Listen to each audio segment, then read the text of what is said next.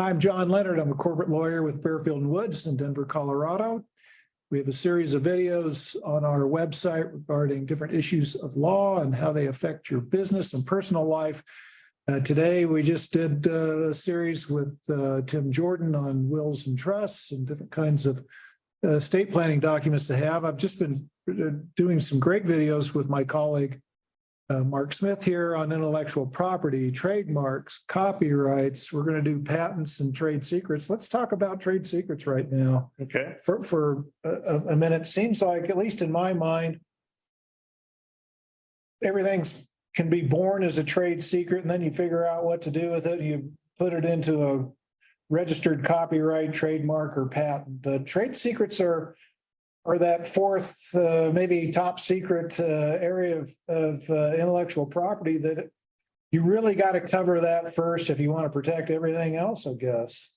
Well, if you have something that you have developed, invented, created that has economic value, in part because it is secret and yours alone, that is the definition of a trade secret. And you can lose that readily by publishing it, letting it be known by people that are not under an obligation to keep it confidential. And thus, trade secrets are an area of intellectual property. They sometimes are the gateway to others, as you say. The patent may be at first a trade secret before it evolves into a patent.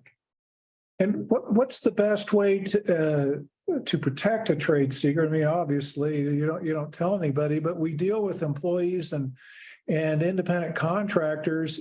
We have in our businesses, we have to communicate with our employees and contractors. How do you capture and protect a trade secret with those two groups? First, by designating it as such and having contracts with your employees and your independent contractors that they recognize and will abide by your designation of this as being a trade secret. Not everything that's confidential is a trade secret.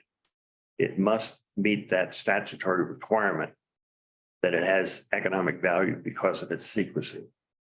But once you have designated it, once you recognize through your internal audit, this is an important component of our business and it needs to be kept secret. Designating it as such, limiting access by either encryption or password protection, having people acknowledge that this is confidential and trade secret information. Those are the steps that you would take, and you must take reasonable steps under the circumstances to maintain that confidentiality. You mentioned encryption and designation. I mean, part of that would be non-disclosure, instructing somebody to treat it like a secret and not talk about it or write about it. Right. If you don't treat it as a trade secret and you don't tell anybody else that it's a trade secret, it's not a trade secret. It's basically lost. It's going to be a trade secret.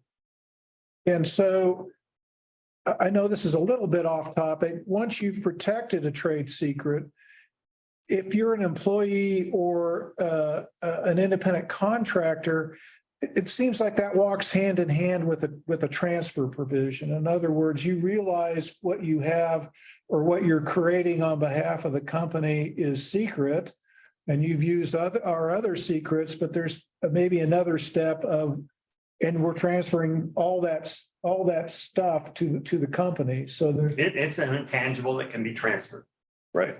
And so you should document it. Anything else with the trade secret? Are there problems with employees that move from job to job and take secrets from a prior employer? And how do you get a barrier there not to contaminate your trade secrets versus something that might be from somebody else? Well, that's a difficult problem sometimes, because when you hire someone, you're hiring them because they have experience for the job that you want to hire them for. But lo and behold, they have experience because they worked for someone previously doing similar work.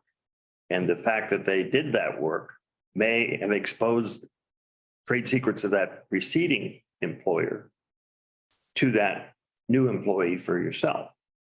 So you have to have a clear understanding of what obligations that employee or potential employee has to his prior employer.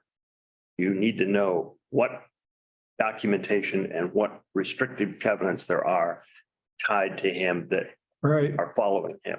And so let's pick up on those restrictive covenants, and I'll end this trade secret tape with this. The law in Colorado changed in August of 2022. And if you are using documents with your employees and independent contractors that predate August 2022, you really need to have a lawyer look at them, because the way you have protected trade secrets and maybe have non-competes, non-solicitations in those agreements, if any of that was written and effective before August 2022, you really need to have a quick checkup of that and make sure they're drafted correctly. And it just as a spoiler alert, if the employee is an independent contractor isn't signing that agreement twice, you're probably in trouble. So let's, if you have older documents, let's take a look at them. You can call Mark in Fairfield and Woods, and we can talk about trade secrets. Thanks for joining us today.